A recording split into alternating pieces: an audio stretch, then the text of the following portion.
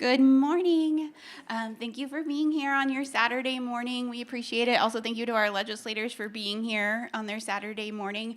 We did hear that Representative Mari-Lynn Poskin, she is feeling ill today, so she's not going to be joining us. But we still got 3 legislators here with us, and we're going to get going. So I want to just say also that I am Ashley Fick. I am a program coordinator librarian here with Johnson County Library. And a couple pieces of housekeeping before we get going. We have cards in all of your seats. That's how you're going to submit your questions. Please write your questions legibly. 1 question per card, and then also in the form of question. We're doing Jeopardy rules. Sorry, I started getting ahead of myself. So I can't ask your question if I don't know what it is, so please make sure it's a question. And then a couple of ground rules. Please do not shout out your question or follow up. If you want to follow up with the legislator, you've got time to do that afterwards, or we've got contact information on your seats. Also, please no clapping, no booing, definitely no booing. And I just want to leave us with also a statistic that I found out a couple of years ago. Some of you have heard it because I keep hammering it home. But 93% of Americans agree that we have a civility problem. And I don't know how many things we agree on, but we agree on that. And the majority of Americans agree that mutual respect is the path forward to solving that problem. So I want this to be an example of the path forward today. And with that, we are going to move into introductions. I was just going to have you guys move across. We got 3 minutes per legislator, and Laura over there is our timekeeper. She's going to keep us honest. Very good. Thank you. My name is Nikki McDonald, and I represent House District 49, which is mostly Olathe, but also a little bit of Ward 4 in Overland Park. Olathe East High School is at the top of the middle of my district, and we go all the way down to Heritage Park on 159th Street. Generally, it's Flum to Black Bob from the south, and on the north, I go up to Mari-Lynn and Quivira. I've lived in Olathe 22 years, and probably about a year and a half ago, my state representative stepped down, and so I filled his vacancy and ran for re-election and won last November. So this is my second session, but my first full term.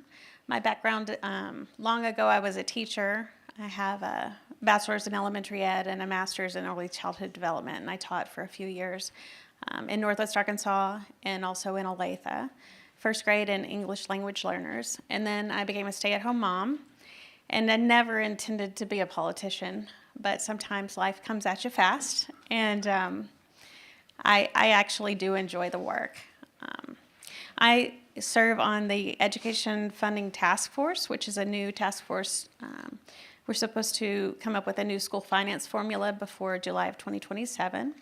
I serve on the Literacy Advisory Committee. It's a new initiative from a bill that we passed last year called the Blueprint for Literacy, to try to give teachers the tools they need to teach reading in the most effective and scientifically way.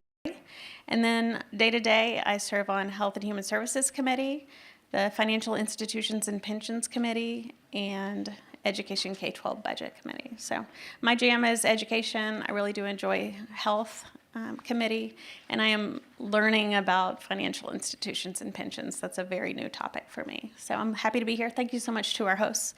I always enjoy these forums, and thank you for taking time out of your weekend.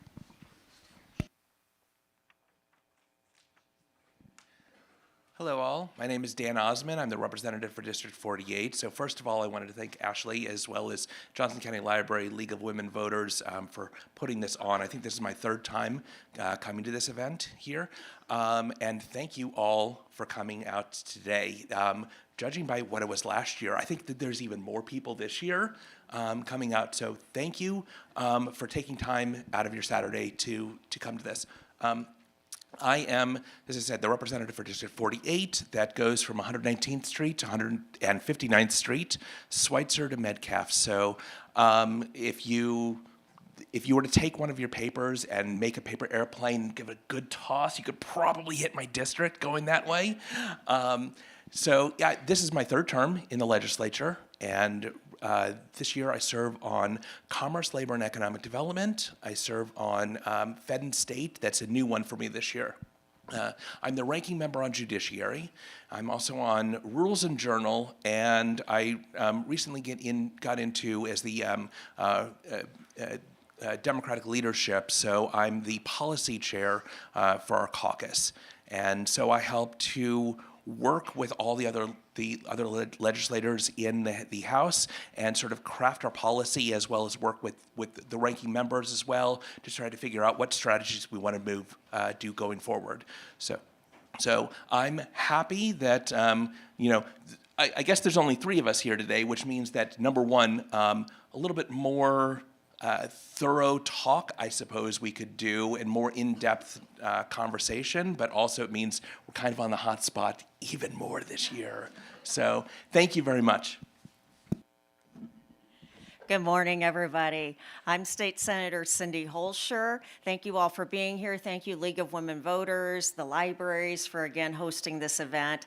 I am the senator for Senate District 8, which the boundaries have changed a little bit with redistricting that happened a couple of years ago. So just to kind of give you an outline, that goes from Flom now all the way over on the eastern side to Mission, as well as, gosh, almost a block away from Missouri in some parts on that eastern side. But pretty much the Knoll area is part of the eastern side of my district. On the northern part, 91st, and then down to 127th-ish on the southern border, because it kind of goes up and down in a few different areas. I have the 3 major school districts intersecting in Senate District 8, Blue Valley, Olathe, and Shawnee Mission.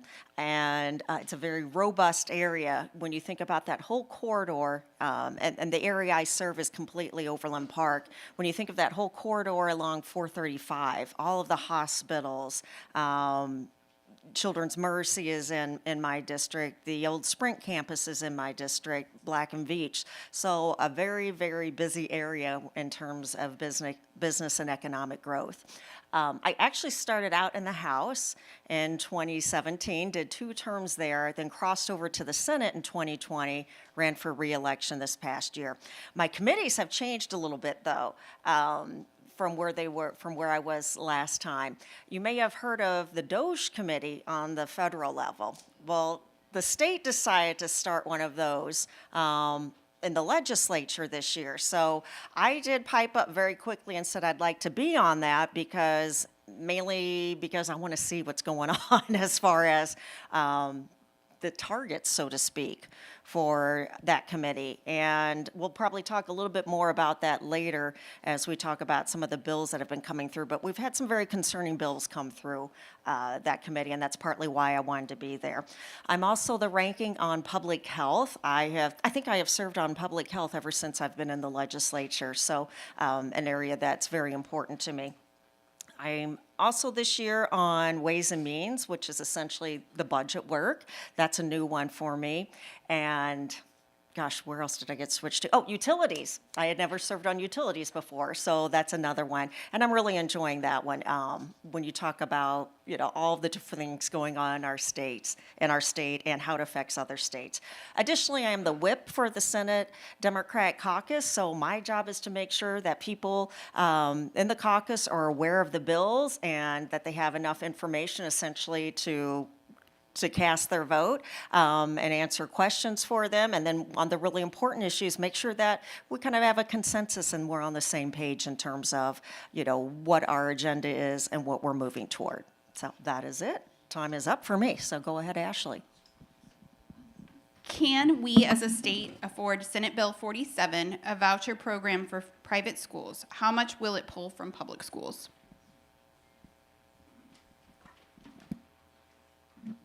The short answer, no, we can't afford it. Because what we have seen happen in other states is that essentially it starts out as, well, it's only going to be X amount of money, and then it grows and it grows and it grows. And interestingly, we have seen kind of the mutation of voucher bills over the past decade, as many of us assumed we would. Initially, it was rolled out as a way to help students maybe in areas of poverty to go to a better school or a different school.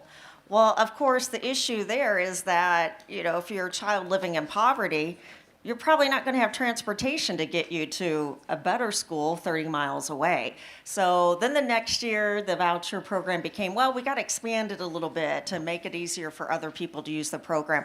And the goalposts keep moving session to session. So some of these bills now essentially allow some of the wealthiest people in our state to take advantage of vouchers. And what we see happening is, in most cases, and as we've seen in other states that have implemented similar programs, those vouchers end up going, 80% of them, to families whose kids were already in private school, who were already able to pay the tuition. It's just a transfer of wealth. And essentially, it's coming from that faction within our legislature that really is anti-education. They do not want public schools. They want it to be an entity similar to college, where everybody pays in terms of whatever school their child goes to. So it's very concerning in terms of what the vouchers will do. And essentially, when you think about it, we have struggled over the past decade to make sure we have adequately funded our public schools anyway. It's been a fight every year. So how would we afford 2 different sets of schools?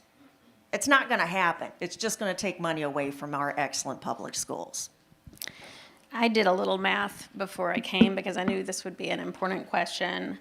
I'm a little disappointed that Representative Sean Tarwater wasn't able to be here today because I heard him on the House floor Thursday, mention that we're $800 million upside down this year in what we're bringing in versus what we're spending, and that's a fact. But he's in favor of tax credit scholarships, and these are just pretty much vouchers by a prettier name. And I looked at the fiscal note for the bill that they've passed through the Senate. It would reduce revenue in 2027 by $2.5 million, in 2028 by $5.6 million, 2029 by $9.5 million, and by 2030 it'd be a $10 million hit to our revenue. So just last year they spent, there were $7.8 million in contributions to these SGOs, and $5.5 million in tax credits were claimed. So that's $5.5 million that we could have put towards special ed funding. I'll talk about special ed funding in a minute, but I just want to point out 9 out of 10 kids in Kansas attend public schools. And any sort of fund, schemes to defund schools by diverting funds to private schools is harmful for all of our kids. So I think I can probably speak for my friends here. We're all very opposed to any type of voucher scheme, whether you call it a tax credit or a scholarship or whatever flowery words you give it. Just real quick, I just want to remind the audience not to shout out, please. Representative McDonald, don't speak for me. Yeah, I'm absolutely against vouchers. And I come at this from a unique perspective as well. So I actually spent the first 8 years in private school. And then I went to public school at the Shawnee Mission School District. So I have experience at both private schools and public schools. And I think that they are both great. They both serve a need. They both serve a use. And I do support them, but not with public dollars. Public dollars go to public schools. Private dollars go to private schools. That is the absolute way it should be. And I agree with everything that the senator and the representative have both said, but I'll add on a little bit that schools are apparently unique in the debate that we have up at the Capitol, in that it is the only time that we're talking about taking public dollars and putting it to a private need. We don't do that with roads. We don't say, I have a private road and I want public dollars for it. We don't say, I have private security and so I don't want to fund the police department because I have my own private security. We don't do that. Here, we're sitting here in a public library. Well, I've got a library at home. Why don't I get funding for my library at home? Because public dollars go to public entities, and that is the same way with public schools. If we were to have vouchers, it would absolutely decimate every single school district in Johnson County, let alone across the state of Kansas. So no, I am not in support of it. Another education question. Can you please explain where we are with fully funding special education? I can start that. I'm on Education Budget Committee for K-12 education, and we we all campaigned on fully funding education or special education. And I just want to point out to you, you may not have a child who receives special ed services, but those children are entitled to a particular set of educational costs. Some kids cost more than others to educate. And so they're going to get that education because they have a right to it. And so what happens when the special education costs more than the state or the federal level are kicking in, school districts have to pull that money from their general fund, which impacts the education for everybody. And we are not currently funding it at the statutory rate of 92% on a state level. Now, a lot of my friends across the aisle, and I hate to politicize schools, but I mean, we should all agree that our kids need to get a good education. And I think in Johnson County, we are all solid about that. But a lot of my friends across the aisle will say, well, the federal government's not paying their part. I don't know what that has to do with our obligation, but I'm in charge of things on a state level. And so I want to make sure and advocate for special ed funding on a state level. So in the Education Budget Committee, we really did go back and forth about how much money extra to put in this year to try to make up for that deficit. Last year, we put in around $75 million extra dollars for special education over and above what we've been funding. And that money was put in to be perpetual, right? So we were trying to put in around $75,000 or $75 million for 5 years, and then we would be caught up. Well, this year in Education Budget Committee, it was very clear that this is a year of austerity. They are slashing budgets right and left. Everybody has said we need property tax, and we gave a whole lot of property tax last year. But there's an appetite, I think, on both sides of the aisle to try to do as much as we can from an affordability standpoint for Kansans. And so in our Education K-12 Budget Committee, we negotiated a $30 million additional amount towards special ed this year. And it was unanimous, bipartisan, voted out of the committee. And when it got to appropriations, they slashed it. They slashed most things out of all of our allocations for extra things this year. And so in the end, $10 million was put back in over and above what we've been spending on special education. But we are not even narrowing the gap now. The gap is widening because we did not kick in another $75,000 this year or for the next 3 years. So while I'm grateful that we were able to get $10 million back in, it is not what any of us ran on. It is not what our kids deserve, and I'm committed to continuing to fight to increase that number. So let me talk about special education, particularly as it relates to Johnson County. We campaigned, there was a lot of talk about fully funding special education last year, and we kind of sort of did, and we kind of sort of didn't, and let me talk about that. We had an $80 million allocation that helped to fully fund special education. The problem is this, it was a one-time allocation through budgetary means. It was not perpetual, and we're going to have to fight for it again this year. And as Representative McDonald said, we've only got $10 million this year. Now, within Johnson County alone, so Blue Valley, I believe, needs about $18 million a year for special education. Across the Johnson County, it's about $85 million. So when we talk about fully funding special education last year, that $80 million allocation, one-time allocation, didn't even quite cover what Johnson County alone needs. So $10 million across the state of Kansas isn't going to cut it, but that's what we're dealing with this year, and that's what we're going to have to fight for. I just want to clarify a little something that Dan said. Across Johnson County, the number that you said, was it 85 million? I know in Olathe and Blue Valley, it's 50 million.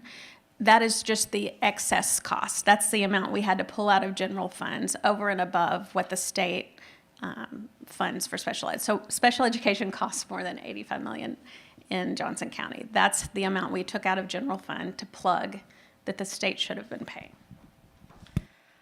You know, a couple of years ago, somebody asked me if there's one thing you could change about the legislature, what would it be? And my first initial response was, oh my God, I'd have to narrow it down to one thing.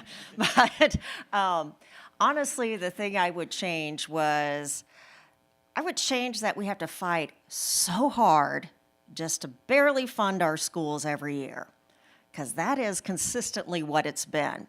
My first term we were still under the Brownback experiment. I was part of the Women's Caucus that helped craft a new tax plan to end that disastrous experiment. We've been trying to rebuild since then, trying to get more funding to our schools, because under the Brownback experiment, we had those block grants.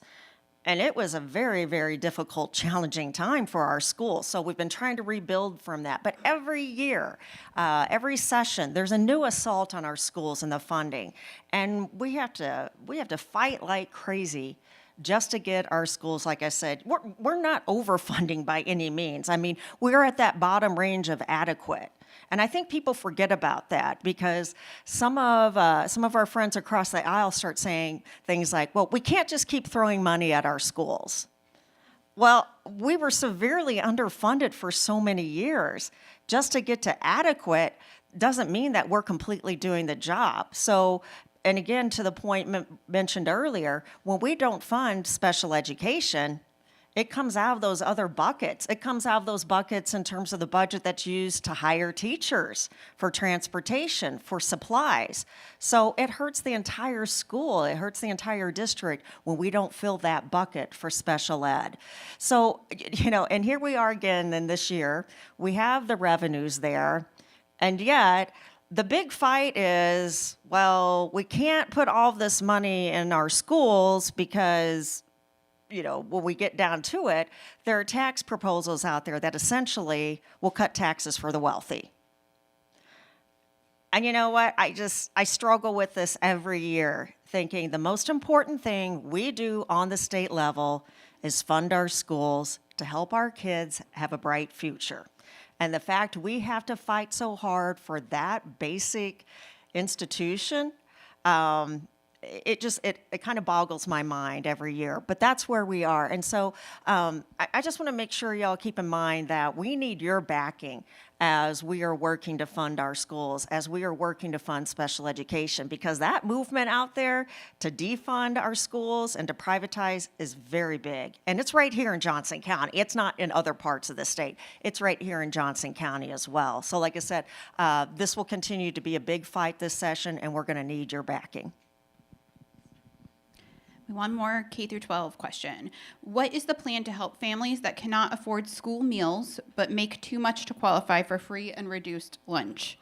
I am concerned as an elementary school secretary that just sent families to collection while money is being spent on DEI trainings when it could go to these families. Oh boy, let me talk through what we dealt with on the budget this year, just this week. We have a budget. In the budget process, we're allowed to put in allocations that we need to, and there was an amendment, I don't recall who it is that put the amendment forward, to help fund, I think it was $3 million to help needy kids afford school lunches. $3 million. In the grand scheme of things, that's nothing.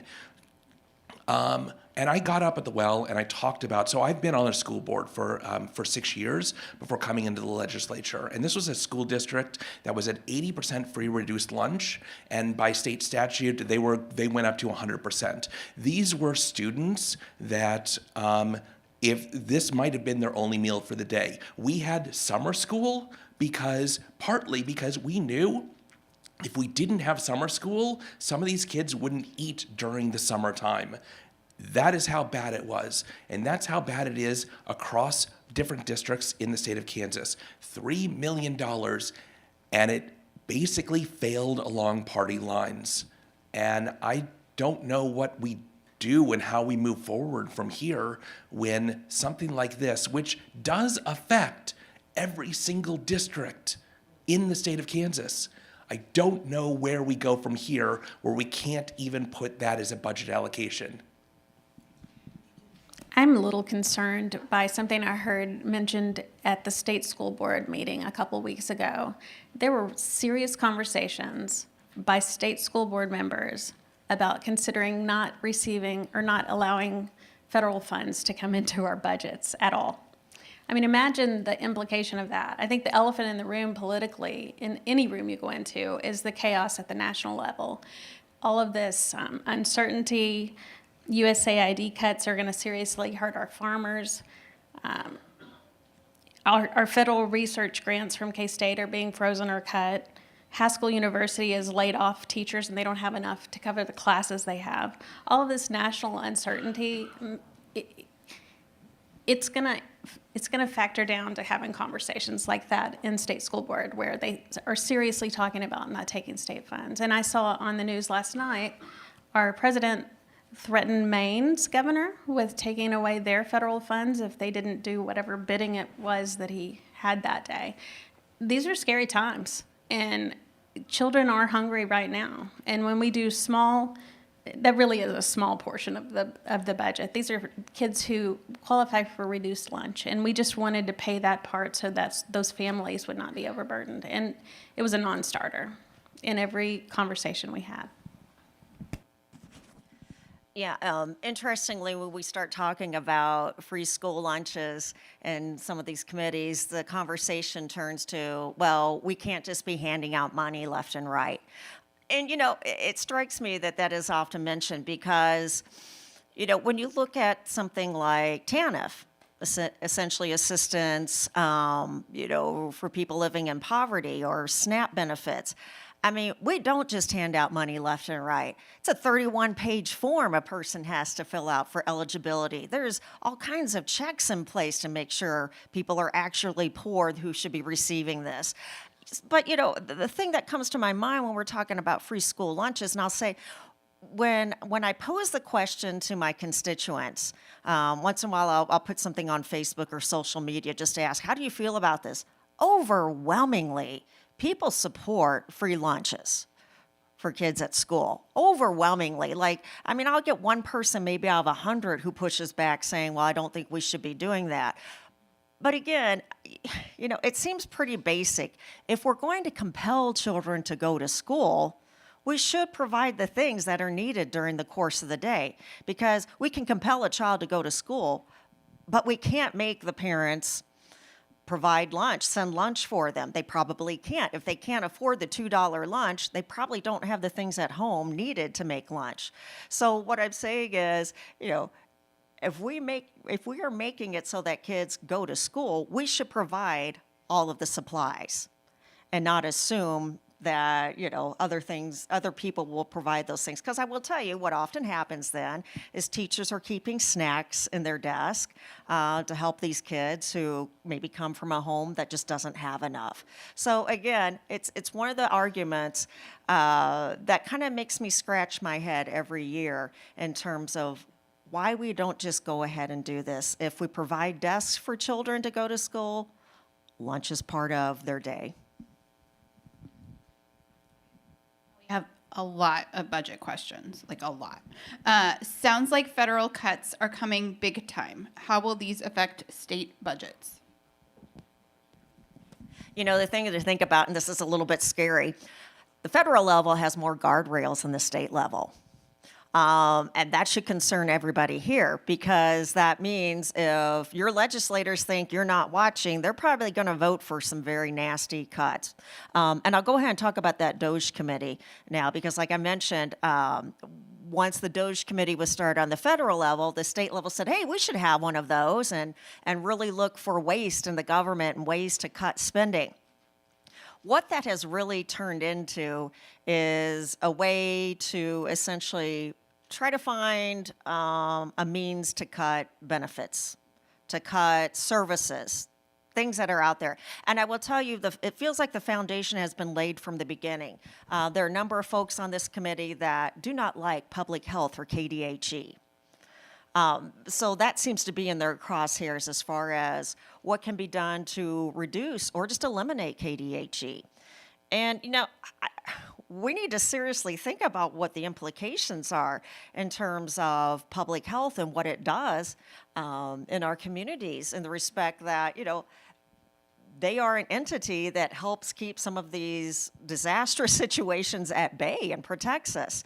And So like I said, that's appears to be one of the areas in the crosshairs.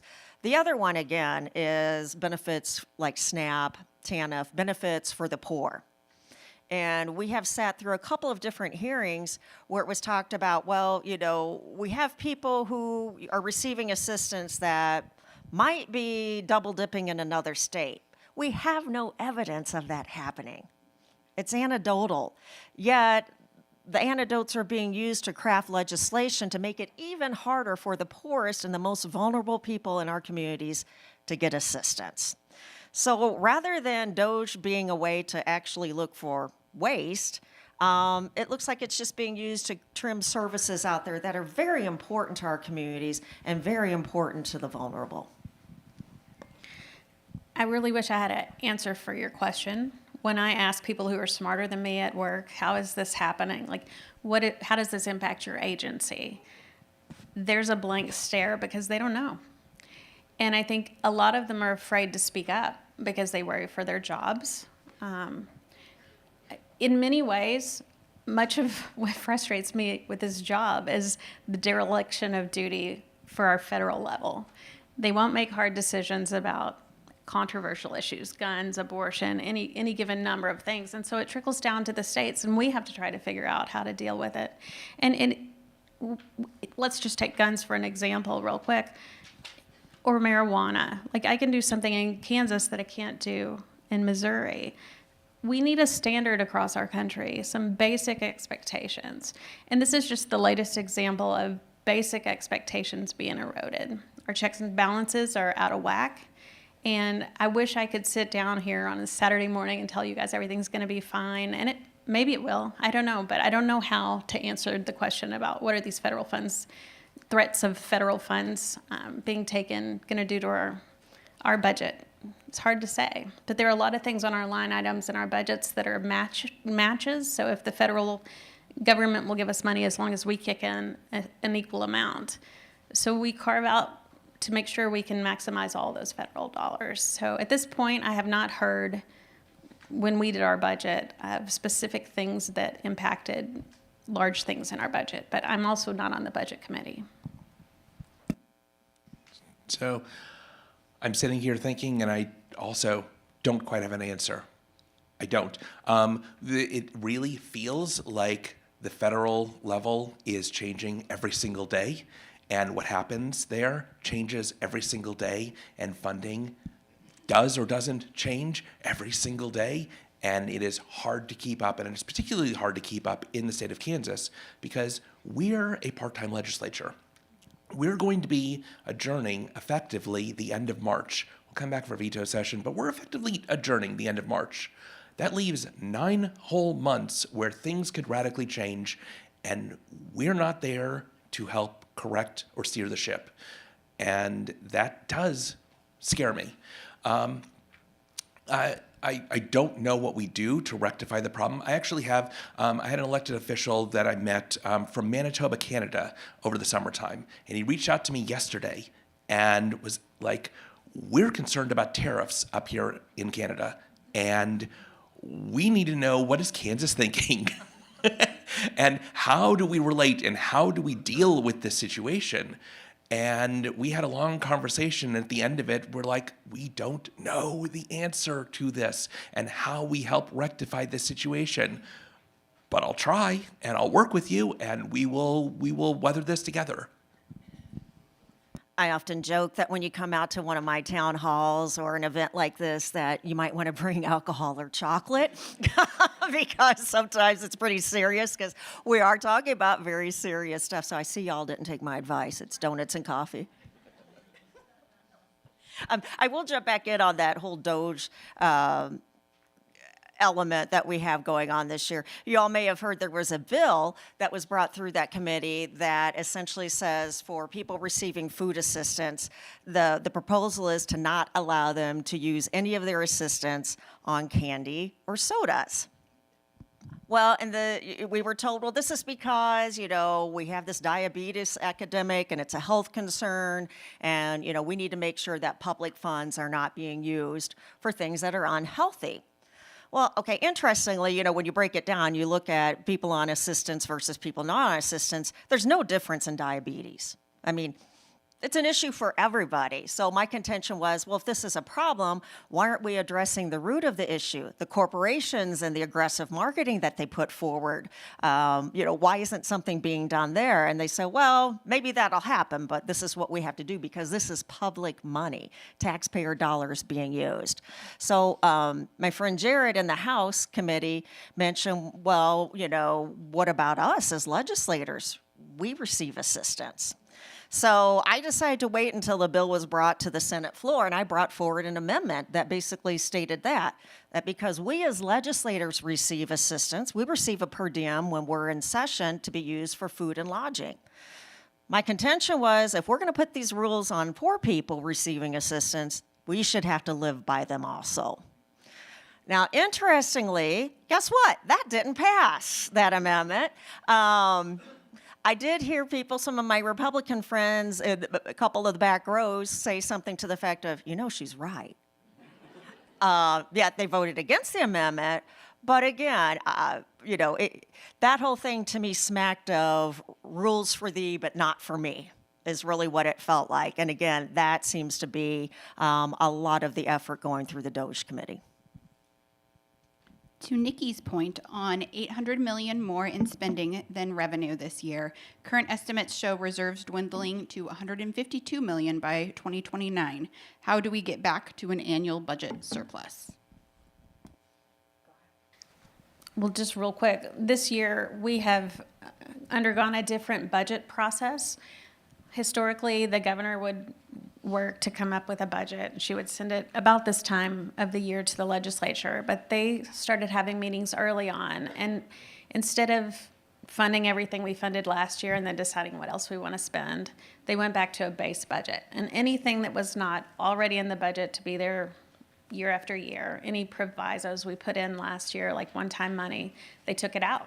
And the budget committees had to justify putting things back in. So I think that this is a year of austerity, and we are all trying to really prioritize exactly what we're spending money on, so that if, we have to figure out a way to help with affordability issues.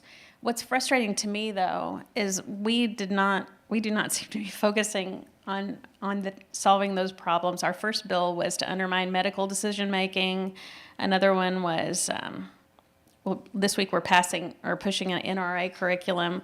We haven't done anything to lower sales tax, property tax this year. We haven't addressed childcare, fully funding SPED, economic relief, affordable housing. We're not focused as a body on things that you guys have said we need to work on. So it's concerning to me that we are spending more than we're bringing in. I think it's concerning to all of us.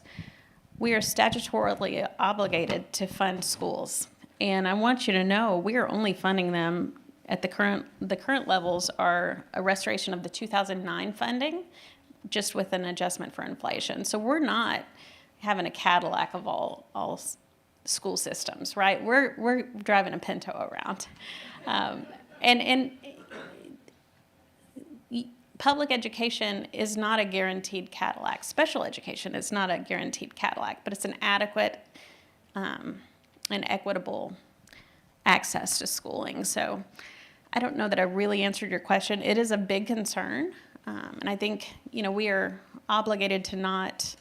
We have to have a balanced budget, and so those reserves are really important. I'm glad we have them, but aggressive tax cuts too much at once is concerning. And so Governor Kelly has tried to rein things back a little bit and encourage us to wait and see how the impact will be for the tax cuts we passed last year. It was $1.4 billion. It was a lot. It was a huge tax cut that we all voted for. So I am of mixed mind. I'd like to see any tax proposals that we can cut taxes. I want to make sure that we are actually giving it to people, residents, not necessarily corporations. So we can talk a little bit more about tax in a minute. But. Yeah, I think I do want to talk a little bit about tax because that's part of the whole issue as far as where we are. So last year, we actually had about 5 different tax packages that we negotiated through and debated, and we got to a generally good compromise as far as where tax cuts are going to be. It's not all great. We left a lot on the table for property taxes and things like that. But one of the things that wasn't talked about is how we were able to afford all of these tax cuts last year. We had a good conversation about that in the off session. We had a $700 million budget surplus because of the food sales tax that we didn't pass in 2022. In other words, in other words, what that means is we were negotiating in 2022 to bring food sales tax down to zero. It was at 6.5%, the second highest in the country. And what we ended up doing is rolling it out over a 3-year period so that it was 2.5% down one year, 2.5% down another year, 2% down the next year, or so, and so that we could get down to zero now in January of 2025. So we have zero now, but what that did was take $700 million out of your coffers, your pockets, put it into the general fund, and now we go, ooh, look at all of this excess revenue we have. We can afford tax cuts. That's backwards and regressive, and that's not the way that we should be doing things. So there's a lot that we can do about judicious use of our budgetary items and judicious use of how we go about taxes, tax cuts, so that we actually give you the funds that you deserve in the manner that is strategic, that works best for everyone. So as I mentioned earlier, I am on Ways and Means this year. That is the budget committee for the Senate. And interestingly, we haven't done a whole lot in that committee. The angle seems to be, well, let's wait to see what the House does, and then the Senate will take a look at that and kind of go from there. Here's what you need to remember, though. The budget that the governor put together is very lean. There is not a lot of room in there for cuts, because when you take a look at those out years, and again, the impact, as Dan was mentioning, from some of these cuts that we passed previously, we haven't fully realized the impact to some degree. So like I said, the governor's budget is pretty lean, not a lot of excess there. That is worrisome, because when we start seeing all of these various plans brought forward and voted on to make cuts here, make cuts there, where's that going? And what's the impact going to be overall? So I guess at this point I can say this is to be continued, because the Senate hasn't really done work on the budget yet. But we're in a very concerning situation, plus the fact that the legislature has worked very hard to try to take away any budgetary power of the governor and basically say, we're going to do our own thing. That kind of should scare you anyway. So if we look back at the fact that, Governor Kelly has done a great job helping us rebuild over the past 8 years.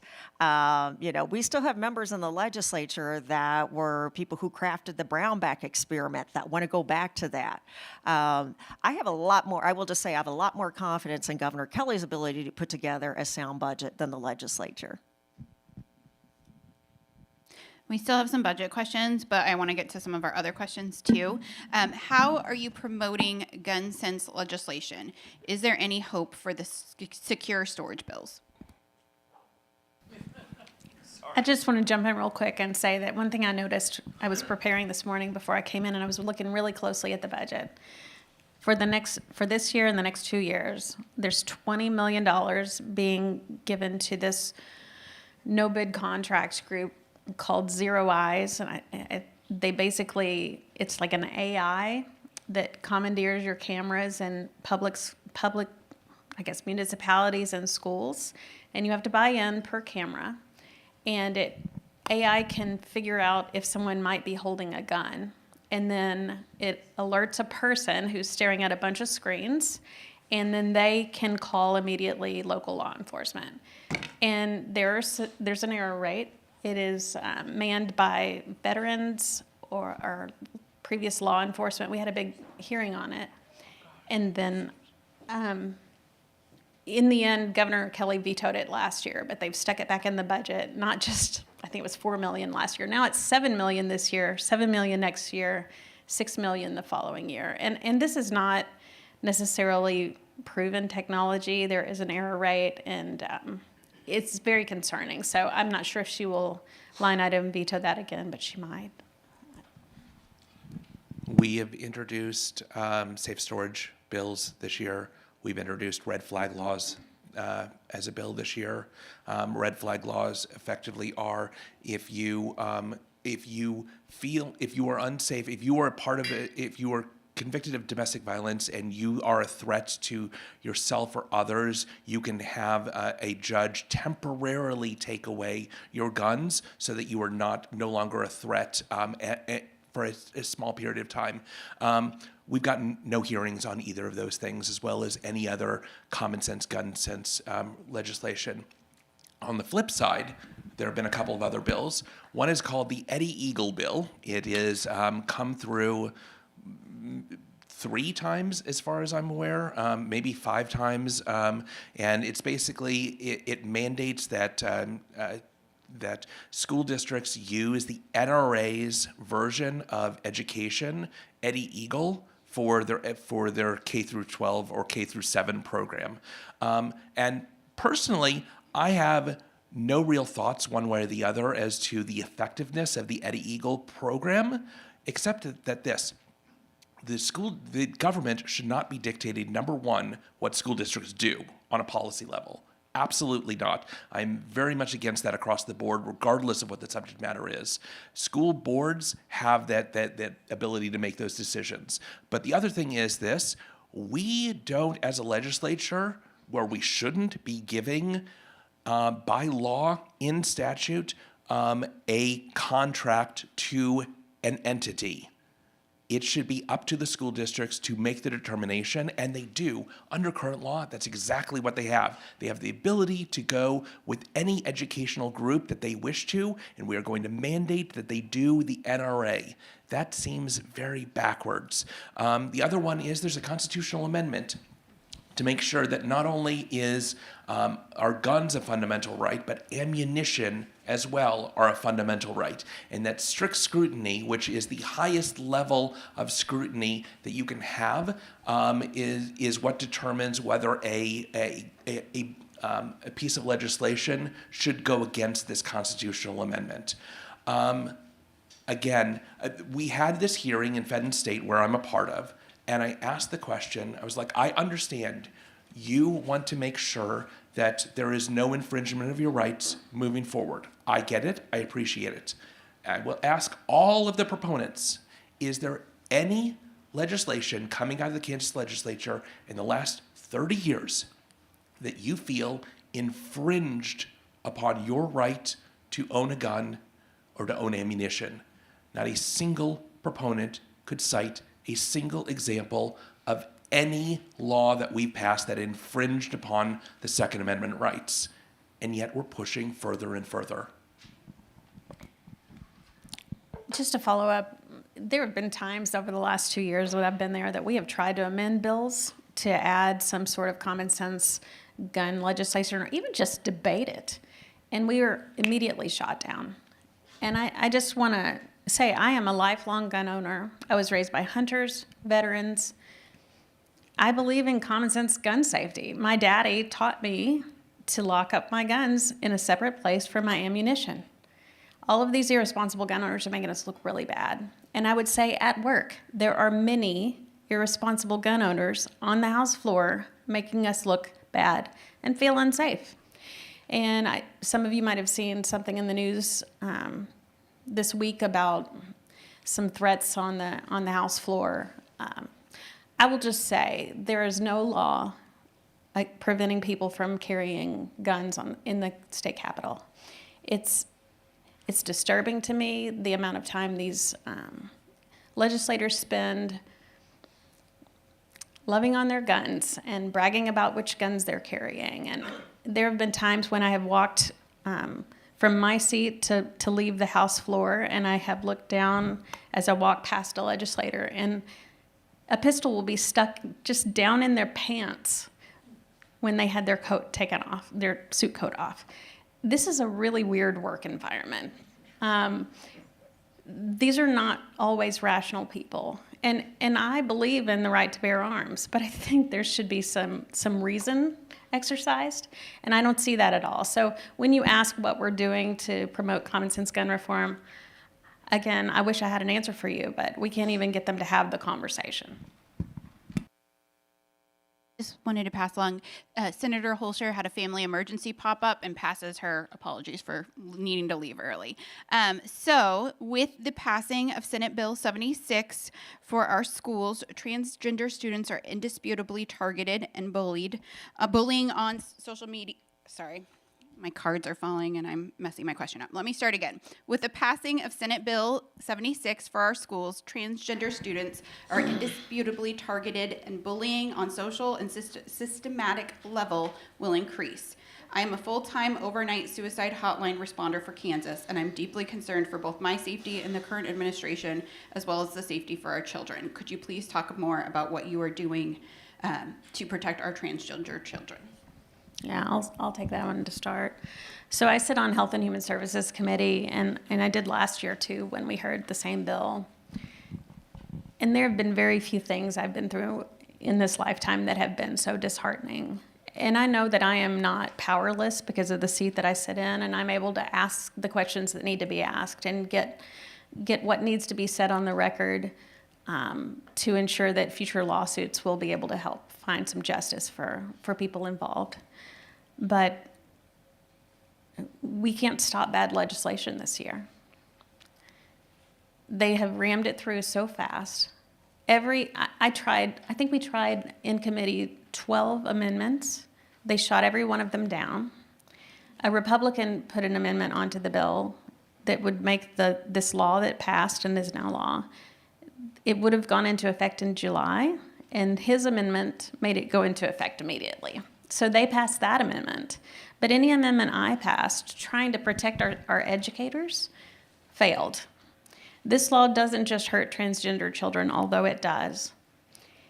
It weaponizes the law against medical providers for working within their scope of practice. They can lose their license. They are open to civil litigation for 10 years beyond a child's 18th birthday.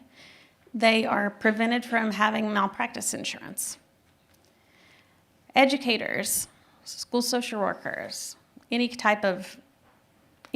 licensed individual is at risk of losing their license and being open to civil litigation for something as simple as a pronoun. And you may think I'm exaggerating, but I asked the revisers in committee, when this social transitioning portion in the bill is mentioned, could that be as simple as a teacher using a preferred pronoun or a preferred name, a nickname? And the revisor said yes. Teachers could lose their license. I articulate this on the floor. I asked the carrier of the bill, is it your intention to weaponize the law against teachers? No.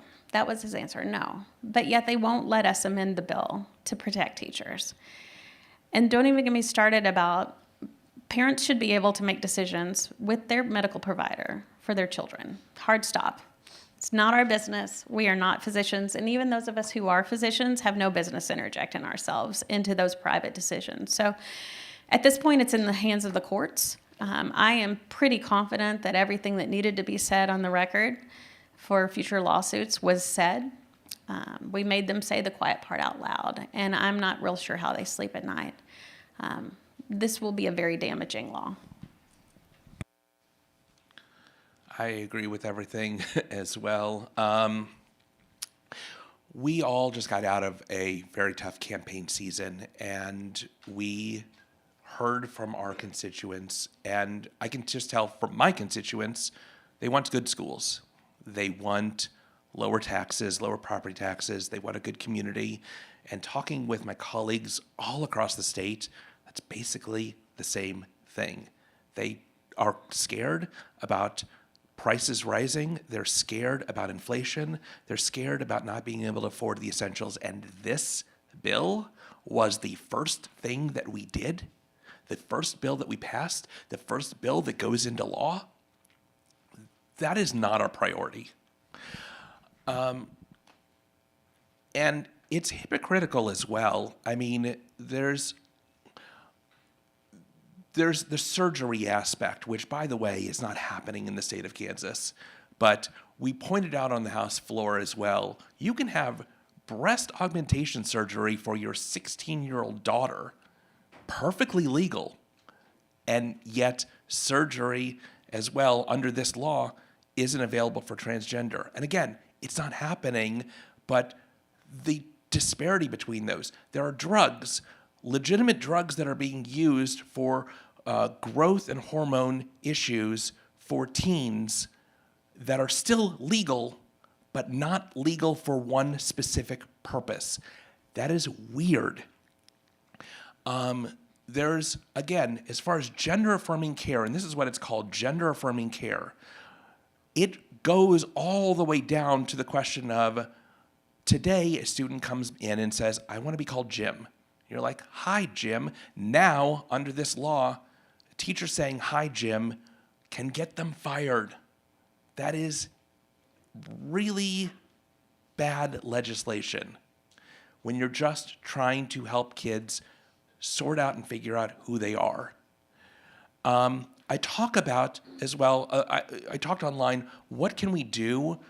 And unfortunately, legislatively, we're out of options. It's up to the court. But I talked about a number of other things that individuals can do if they are this concerned about this or any other piece of legislation. And that's this. Get out to vote. Register to vote, get out to vote. Find your friends, get them to register to vote, get them to vote. Go work on a county campaign. Go work on an individual campaign. Become a precinct committee leader for your district. If you want to, go register as a candidate yourself and run for office at any level. Heck, run against me if you want to. I welcome everybody participating in the process. This is a tough one, but we've been receiving lots and lots of questions that really belong at the federal level. So could you give them a really quick primer on what they should be reaching out to you about versus their federal representatives, and maybe even if you have time, I mean, I know it's 2 minutes is real quick for this, counties and cities? Well, let me start with the counties and cities part first. This current year will be an election cycle for municipal races, it'll be for school board races, local school board races, city council, Johnson County Community College, anything like local level. And those are the races that really impact us the most on a local level. These are people who decide what curriculum your kids are learning. These are kids who decide how big these are adults who decide how big your class sizes are going to be. And these races are pretty hard to do. In Olathe and Blue Valley, which is where I represent, each person who runs in the entire district. So I have, 14, 15 precincts. My district's pretty small compared to a school district. So someone running in Olathe School Board, have people voting for them in Lenexa, most of Olathe, portions of Overland Park. That's a huge area to campaign in. So those campaigns do need your help. Educate yourself. Tell them what matters to you so that when they run, they have a better platform that's more appropriate. Can you repeat the question one more time? Because the first part I've missed. Yeah. Please give us a quick civics lesson on what the infrastructure is and the responsibility of the state versus federal, and what is the responsibility of counties and cities. So on the state level, I think we're charged with educating our kids first and foremost. That's in the Constitution. There are some social services that we need to pay for, roads, public safety, but largely that's about it, I would say. Federal level, they do more. This is an attorney right here, so he might be better at answering this. But I think, on a state level, you have the benefit of being able to talk to us. We're going to answer your phone call. If you want to have coffee with me, I love coffee. I've got a whole stack of business cards. Let's have coffee. When it comes to our national representatives, it's a little harder to have access to them. But I think it's important that you put their phone numbers in their office phone numbers in your phone and call them when you think about something. They get those messages. We get those messages. You don't have to talk to me in person. You can just send me an email. You can get on my newsletter list. In fact, take my business card and email me, and I'll put you on the newsletter list. Inform yourself about what's happening. If there's a special interest that you have, learn more about that, and then talk with your representatives about that. So I don't know, Dan, you're probably going to do a better job on this one. Honestly, not. I mean, I'll tell you this: it's a complex issue in terms of like what goes to what level. We have a hard enough problem at the legislative level figuring out what's the legislature's responsibility versus the executive branch or the judicial branch, because we get those confused all the time in legislation. First of all, to Nikki's point, as far as what goes on, so the president, whether you like him or not, is not going to be knocking on your door asking, how can I make your community better? But your city council member very well might do so. That is, when we talk about the importance of local, that is what we're talking about, is their ability to respond to you because they know that your opinion really matters, and hopefully be able to respond to it. So at the state level, the only responsibility constitutionally we have is to pass a budget. Every other bill and law we pass is just superfluous on top of that. We just pass a budget to make sure that our agencies are running properly, that our schools are funded, and that's basically it. At the county level as well, they're dealing with county level issues. So they've got a sheriff's department, they've got the library as well, they've got property taxes. I would say about 80 to 90% of property taxes come through the county level. We at the state have some ability to influence one way or the other how property taxes go, but only to a finite degree. It really does come down to the county level. And at the city level as well. Yeah. Elections are county as well. Yes, absolutely. Great point. At the city level, you're dealing with municipal level issues. You're dealing with like the roads that go on around here. You're dealing with snow shoveling. You're dealing with sidewalks. You're dealing with parks. You're dealing with the police department, the fire department, ambulances as well. Though ambulances, I think, are even at the county level. See, I'm getting confused as well as to what level it is. What I would say is this: contact your representative, whatever level of representative it is. And if it's the wrong level, we will help you to get to the right person or the right liaison in the right department. That's part of what we do. Just real quick, one thing that I was surprised about, and I don't know why I didn't think about this before I got the job, but one of the first things I did was help someone get their unemployment. They had emailed in October, and I wasn't even the rep in October, and they left a voicemail. That's what it was. They left a voicemail, and I didn't get it until I got to work in the beginning of January. And I was mortified because these people had been trying to reach unemployment, and they just got in the queue, and they could never get a human. So for like 3 months, they were entitled to services they were not getting. 2 phone calls from me, and they had their money, saved their house. So I think that we can help you in ways you wouldn't consider.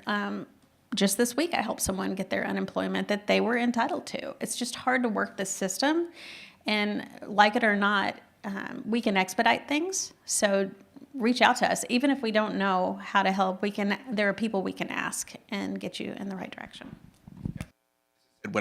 We have liaisons that we deal with every department, so we can help with that. And there are times when it is well above my pay grade. It's at the national level. I've reached out to Sharice David's office, and they are very responsive to me and to the constituents in getting things resolved. We're out of time. Of course, I did not get to all your questions. I apologize, but we have the ways to follow up with the legislators that participated today and on the other days. So please take that initiative and do that. And I'm sure they'll talk to you right now, too. So thank you again for taking time out on your Saturday, and thank you to our legislators. I believe we still have coffee and donuts, a little bit of coffee and donuts, so run fast if you want some. Thank you so much for being here. Y'all have a good day.